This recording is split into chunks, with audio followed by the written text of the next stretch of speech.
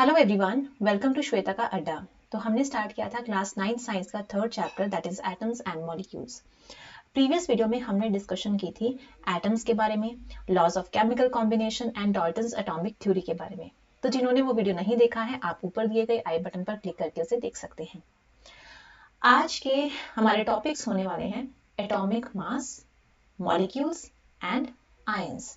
तो चलिए इन टॉपिक्स को हम वन बाय वन करके डिस्कस करते हैं। तो सबसे पहले हम बात करते हैं एटॉमिक मास के बारे में। एटॉमिक मास, इसके नेम से ही हमें पता चलता है, एक एटम के मास को हम कहते हैं एटॉमिक मास।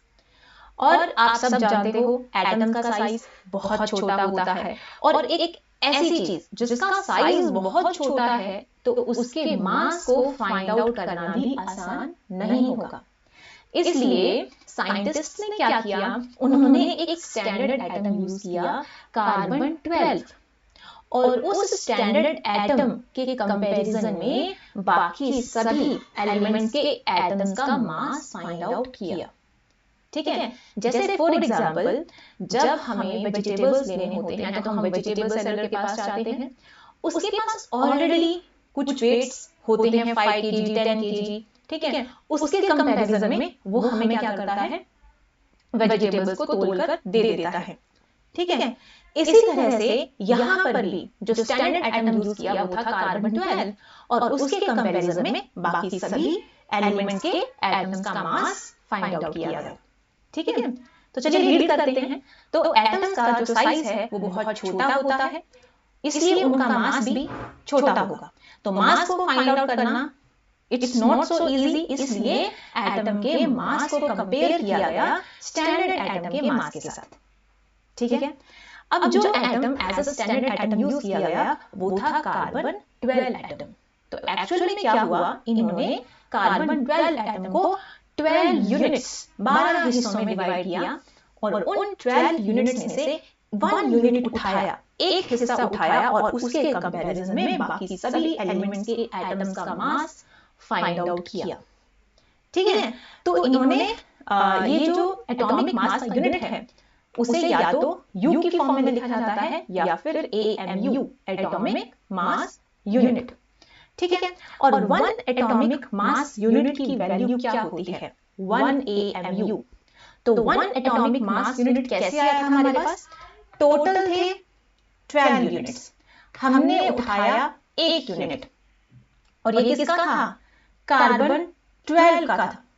C12 एटम हमने यूज किया था। सो 1/12 of the mass of the carbon 12 atom, तो ये है 1 AMU की वैल्यू। तो जब C12 एटम का 1 यूनिट उसके सामने रखा गया हाइड्रोजन एटम को, तो दोनों क्या हो गए, इक्वल। तो हमें पता चल गया कि जो हाइड्रोजन एटम है उसका मास भी क्या है, 1 यूनिट है। इसी तरह से बाकी सभी एटम्स का मास फाइंड आउट किया गया। ठीक है, तो उन एटॉमिक मासेस को कहा जाता है रिलेटिव एटॉमिक मासेस, क्योंकि वो किसके विद रिस्पेक्ट निकाले जा रहे हैं, स्टैंडर्ड एटम के विद रिस्पेक्ट निकाले जा रहे हैं। ठीक है, यहां पर कुछ एटॉमिक मासेस दिए गए हैं, आप खुद भी एटॉमिक मास को निकाल सकते हैं, लेकिन आपको एटॉमिक नंबर्स पता होने चाहिए। 1 to 20 एलिमेंट्स के अगर आपको एटॉमिक नंबर्स पता है तो आप इजीली एटॉमिक मास को फाइंड आउट कर सकते हैं। अगर एक ऐसा एलिमेंट है जिसका एटॉमिक नंबर इवन है, तो आप डायरेक्टली क्या करोगे, उसके एटॉमिक नंबर को डबल कर दोगे।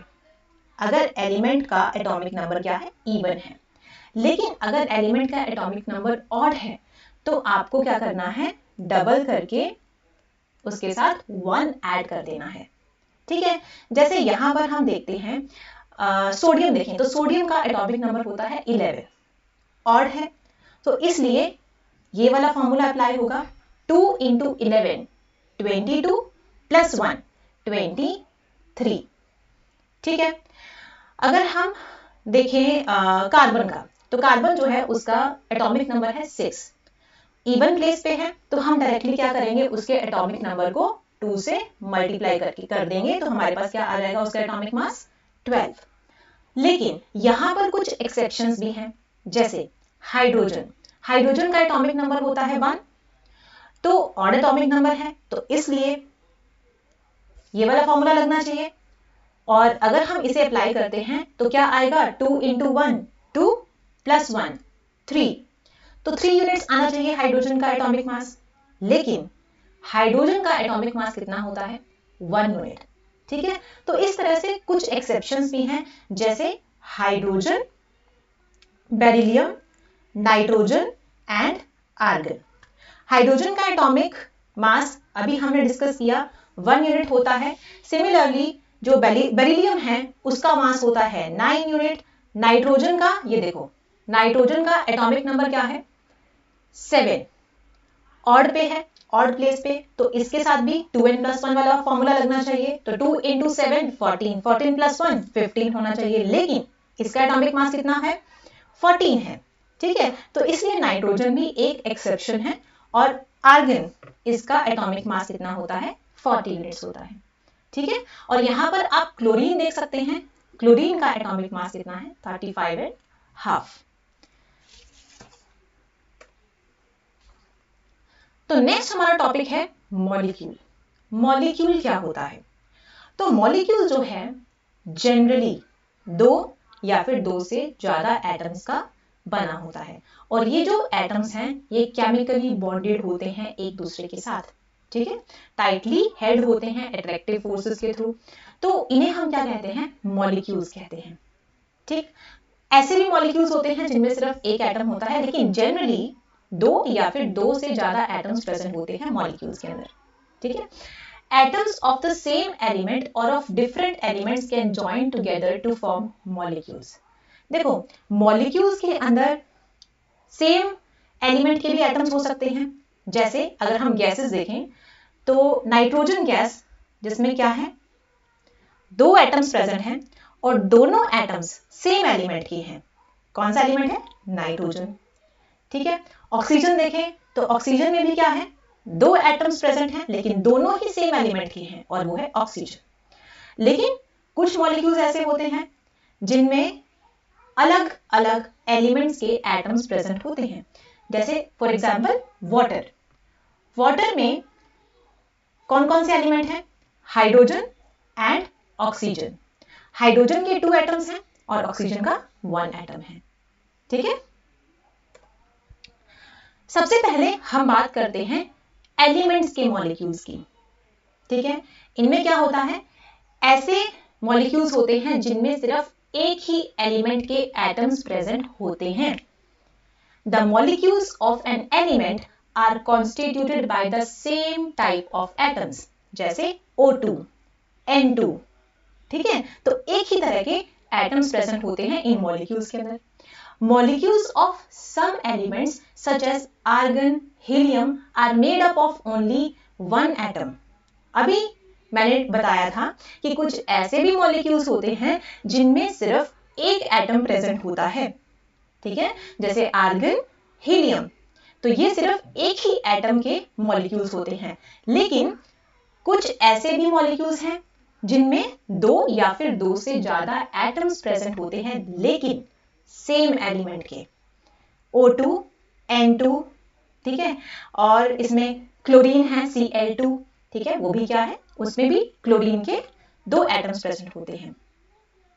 नेक्स्ट हम बात करते हैं एटॉमिसिटी क्या होता है।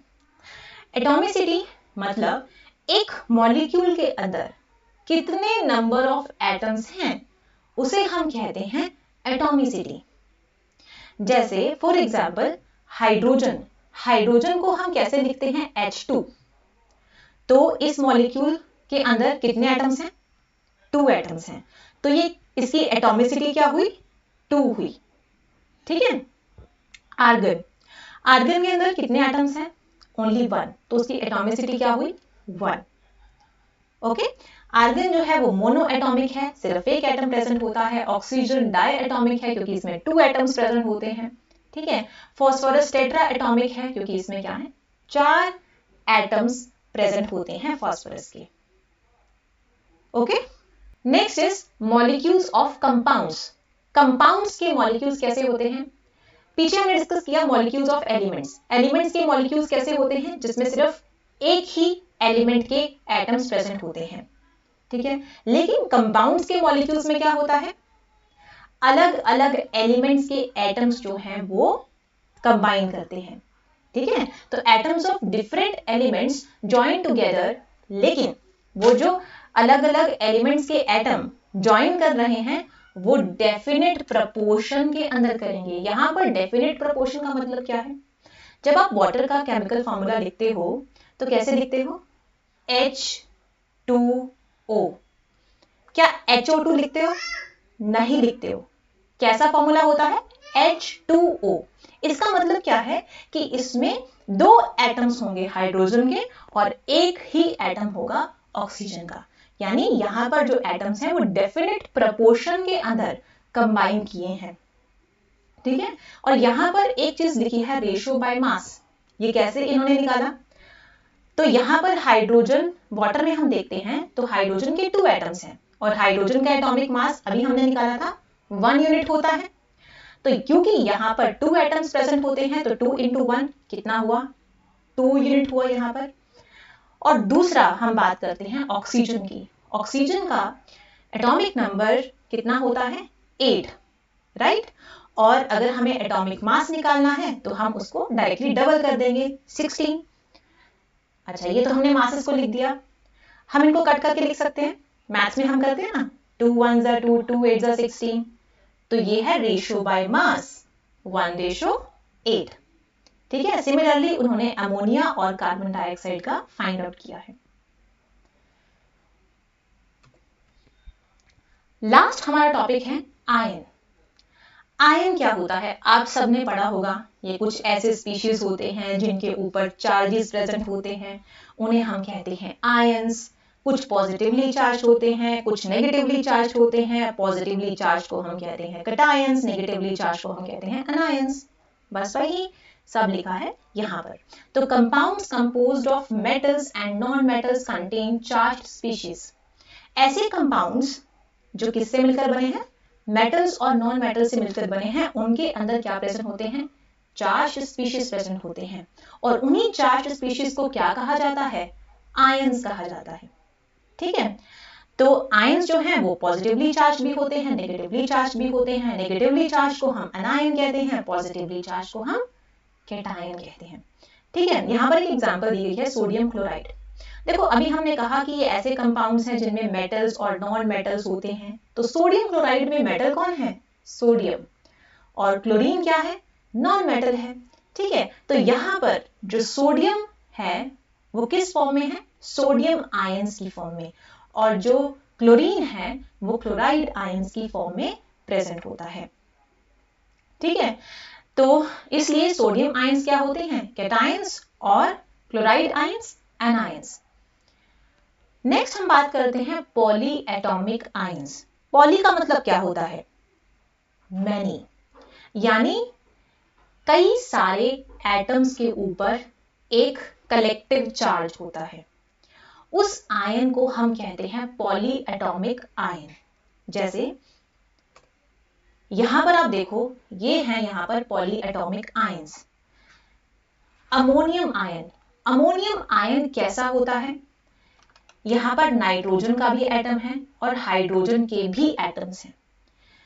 इन कलेक्टिव एटम्स के ऊपर एक चार्ज है +1, इसलिए इन आयंस को कहते हैं पॉली एटॉमिक आयन। तो NH4 के ऊपर कलेक्टिव चार्ज कितना है? +1। सिमिलरली नाइट्रेट, नाइट्रोजन के भी एटम है और ऑक्सीजन के भी एटम्स हैं, तो इनके ऊपर जो चार्ज है वो क्या है? -1 है, ठीक है। तो पॉली एटॉमिक आयंस क्या है? A group of atoms carrying a charge. जिनके ऊपर चार्ज प्रेजेंट है उन आयंस को हम कहते हैं poly atomic ions. And last is valency. Valency क्या होता है? देखो आप सब जब आयंस पढ़ते हैं तो कुछ ऐसे होते हैं, सोडियम का होता है Na+, पोटेशियम का K+, ठीक है, आयरन का Fe2+। इसका मतलब क्या है?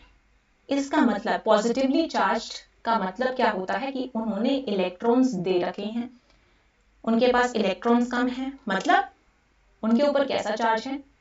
पॉजिटिव चार्ज है, ठीक है। अगर इलेक्ट्रॉन्स उन्होंने दे रखे हैं, नेगेटिव चार्ज को दूर कर रखा है, तो मतलब उनके ऊपर कैसा चार्ज है? Positive charge. अब इसका मतलब क्या है, अगर सोडियम आयन Na+ यानी +1 है उसके ऊपर, तो मतलब वो क्या कर सकता है, एक इलेक्ट्रॉन लेने की उसकी कैपेसिटी है, टेंडेंसी है।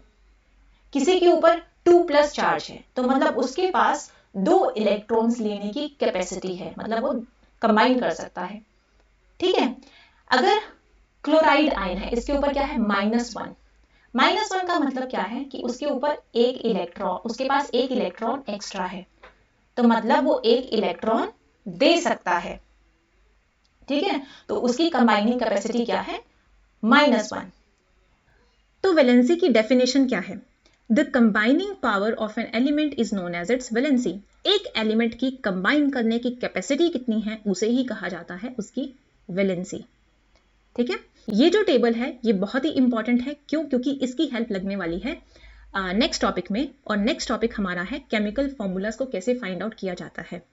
ठीक है, तो एक बार इस टेबल को अच्छे से देख लेना, बहुत इंपॉर्टेंट टेबल है ये। So that's all in today's video. मिलते हैं नेक्स्ट वीडियो में एक नए टॉपिक के साथ। Till then stay happy and please don't forget to subscribe my channel.